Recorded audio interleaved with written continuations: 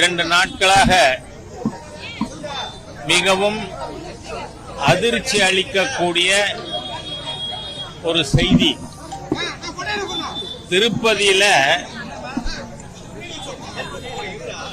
மக்களுக்கு பிரசாதம் லட்டு தயாரிப்பதில் மிருக கொழுப்பை சேர்த்து செய்திருக்கிறார்கள் செய்தி. இதான் மாண்புமிகு முதலமைச்சர் திரு சந்திரபாபு நாயுடு அவர்களை உறுதிப்படுத்தி இருக்கிறார். அதாவது ஒய் சாம்பல் ராஜசேகர் ரெட்டி அவர் இருக்கும் பொழுதே ஏழுமலையான்னே பேரு வெங்கடாஜலபதிக்கு.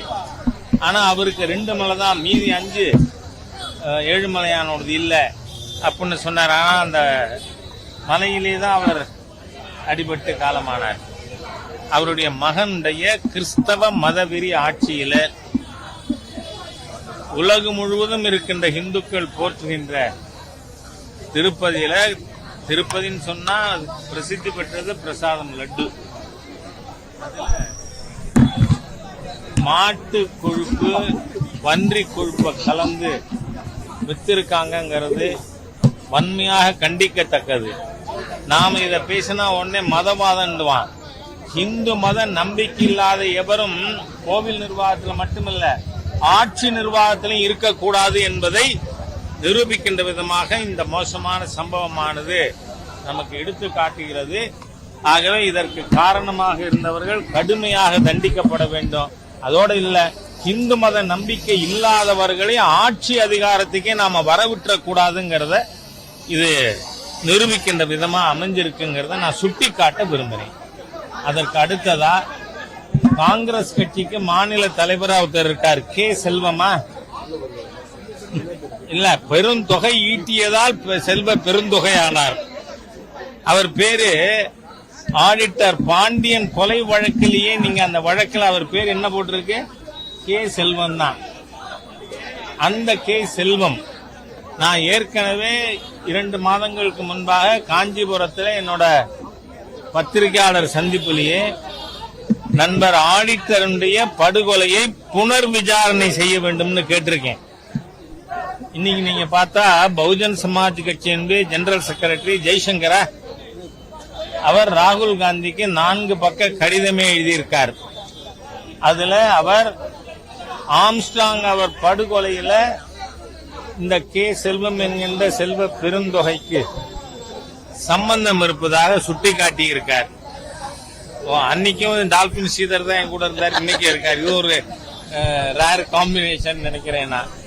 ஆகவே இந்த வழக்கு விசாரிக்கப்பட வேண்டும். ஏன்னா இந்த செல்வ பெருந்தகை என்கின்ற கே செல்வம் கிரிமினல் பின்னணி உள்ளவர்கிறத இந்த குற்றச்சாட்டு நிரூபிப்பதா இருக்கு. ஆகவே காங்கிரஸ் கட்சி அதனுடைய மாநில தலைவர் பொறுப்பில் இருந்து இந்த கே செல்வத்தை நீக்கணும்னு அவர் கேட்டிருக்கார். ஏன்னா நான் ஏற்கனவே சொல்லியிருக்கேன், இவர் 5 கட்சி அமாவாசைன்னு. ஏன்னா முதல்ல புதிய பாரதத்தில் இருந்தார், அப்புறம் புதிய தமிழகத்துக்கு வந்தார், அதுக்கப்புறம் விடுதலை சிறுத்தைகள் கட்சியில் இருந்தார், அதுக்கப்புறம் பகுஜன் சமாஜ் பார்ட்டியில் இருந்தார், இப்ப லாஸ்ட் ரெஃப்யூஜா காங்கிரஸ் கட்சிக்கு வந்திருக்கார். இந்த மாதிரியான குற்ற பின்னணி உள்ளவர் ரொம்ப எவனாவது பேசினான்னு வச்சுங்களேன், அப்ப ஏதோ பின்னாடி இருக்குன்னு தெரியுது. ஆகவே இவர் பாரதிய ஜனதா கட்சி மாநில தலைவர் அண்ணாமலை அவர்களை பற்றி, ஹெச் ராஜாவை பற்றி எல்லாம் ஏற்கனவே ரொம்ப பேசி இருக்கார். அதுல இருந்தே தெரியுது இவர் பின்னாடி ரொம்ப பெரிய கிரிமினல் பேக்ரவுண்ட் இருக்குன்னு தெரியுது. ஆகவே திரு ஜெய்சங்கர் அவர்களுடைய அந்த கடிதத்தின் மீது மாநில அரசும் காவல்துறையும் உடனடியாக நடவடிக்கை எடுக்கணும். ஏன்னா ஆம்ஸ்ட்ராங் அவர்கள் கொலை வழக்குல அந்த குற்றம் சாட்டப்பட்டவர்கள் அல்லது சரண்டர் ஆனவங்க அவங்களோட போன்ல பேசினவங்களெல்லாம் இவங்க கைது செய்யறாங்க, விசாரிக்கிறாங்க.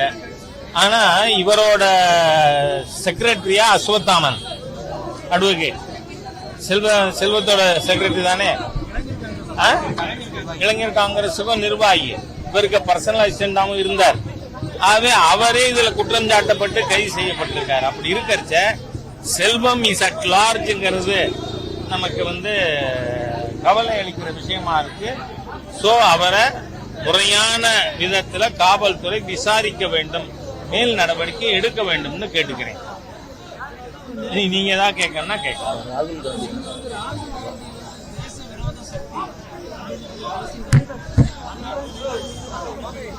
அப்படின்னு யார் சொன்னது? அதே செல்வ பெருந்தொகைய நான் கேக்குறேன். இங்க நேஷனல் மீடியா எல்லாரும் இருக்காங்க. டைம்ஸ் நவ் சேனல்ல ஈஸ் ராகுல் ஆன்டி இண்டியன் விவாதமே நடந்திருக்கா இல்லையா? நடந்திருக்கு. தேசிய ஊடகங்கள்ல இன்னைக்கு விவாதத்திற்குரிய பொருள் இந்தியாவில் மட்டுமல்ல, சர்வதேச அளவுல கூட ராகுல் காந்தியின் இந்திய விரோத நடவடிக்கைகள் இன்று பெரிய அளவில் பேசப்படுது. காரணம், இலா உமர்னு சொல்லி அமெரிக்கன் செனட்டர், அந்த அம்மா சோமாலியாவை சேர்ந்தவர். எப்படி நம்ம திருமதி கமலா ஹாரிஸ் இந்தியன் ஆரிஜினோ அது மாதிரியா அவர் சோமாலியா ஆரிஜின். அந்த சோமாலிய நாட்டிலிருந்து வந்து அமெரிக்கால செனட்டரா இருக்கக்கூடிய அந்த இலா உமர் அமெரிக்காவுக்கு விரோதமா பேசியிருக்காங்க. பாகிஸ்தானோட ஸ்பான்சர்ஷிப்ல பாகிஸ்தானுக்கு போய் அங்கு இந்தியாவிற்கு எதிராக விஷம் கக்கிய ஒரு நபர் அமெரிக்கன் செனட்ல பாரதத்துக்கு எதிராக பேசியிருக்கார். இவரோட ராகுல் காந்திக்கு என்ன வேலை? நான் ஆதாரங்களோட பேசியிருக்கேன். அது மட்டும் இல்ல, நீங்க ஊடக நண்பர்கள் எல்லாரும் ராகுல் எவ்வளவு தூரம் உங்களுக்கு விரோதி அப்படிங்கறதையும் புரிஞ்சு செயல்படணும். காரணம், இந்தியா டுடேனுடைய ரிப்போர்ட்டர் ரோஹித் சர்மா அவர் பங்களாதேஷ்ல இந்து கோவில்கள், காளி கோவில், இஸ்கான் கோவில் எல்லாம் கொளுத்தப்பட்டது பற்றியும், அங்கு இந்துக்கள் படுகொலை செய்யப்படுவது, அவர்களுடைய வியாபார வர்த்தக ஸ்தாபனங்கள் அழிக்கப்படுவது பற்றி சாம் பிட்ரோடா கிட்ட என்ன கேட்கிறாரு? அங்கிள் சாம்ட, நீங்க ராகுல் காந்தி அமெரிக்காவினுடைய சட்டம் இயற்றுவது லா மேக்கர்ஸ் ஆஃப் அமெரிக்கா, அவங்கள்ட்ட இந்துக்கள் பங்களாதேஷ்ல தாக்கப்படுவது, படுகொலை செய்யப்படுவது பற்றி பேசுவீங்களான்னு கேட்டார். வேற ஒண்ணும் கேட்கல. Will you take it up with the lawmakers of America?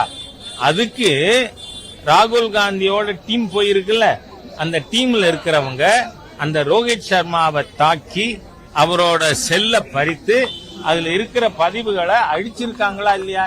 எவ்வளவு தூரம் அன்டெமோக்ராட்டிக் அண்ட் ஆட்டோகிராட்டிக் பிஹேவியர் ராகுல் அண்ட் கம்பெனிக்கு.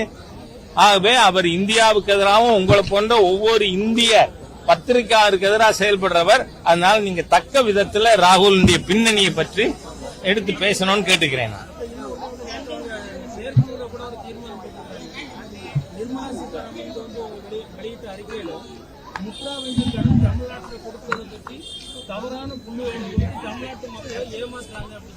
அப்படின்னு யார் சொல்றது? நான் என்ன சொல்றேன், நெருக்கடி நிலைன்னு கொண்டு வந்து எல்லா எதிர்கட்சி தலைவரையும் ஜெயில போட்டு தினந்தோறும் இந்தியா முன்னேறுகிறது முன்னேறுன்னு பொய் பேசின பொய்க்கு பிறந்த கும்பல் இதெல்லாம் பேசலாமா? நான் பேச ஆரம்பிச்சா நான் 75ல இருந்து ஆக்டிவ் பாலிடிக்ஸ்ல இருக்கிறவன். அதனால இந்த ஈவிகே சிவங்கோமனை விட வயதானவர் நினைச்சிட வேண்டாம். என்னை விட 15 வயசு அதிகமான அந்த கழடு நடக்க முடியாத நிலையில மகன் இறந்ததால் காலாவதியானவர் எம்எல்ஏ ஆனவர். அப்படி இருக்கிறது அவரை என்ன பத்தி எல்லாம் பேசுறாருன்னு கேள்விப்பட்டேன். அதனால இந்த காங்கிரஸ்காரர்களுடைய பேச்சுக்கள் இந்த பாரத தேசத்திற்கே எதிராக இருக்கு. அதை ஊடக நண்பர்கள் விவாதத்தில் நீங்க இன்னைக்கு டாக் ஷோல Rahul's anti Indian behaviour abroad அப்படின்னு நீங்க நிகழ்ச்சி எடுக்கணும்னு உங்களை நான் விண்ணப்பித்து கேட்டுக்கிறேன். நன்றி.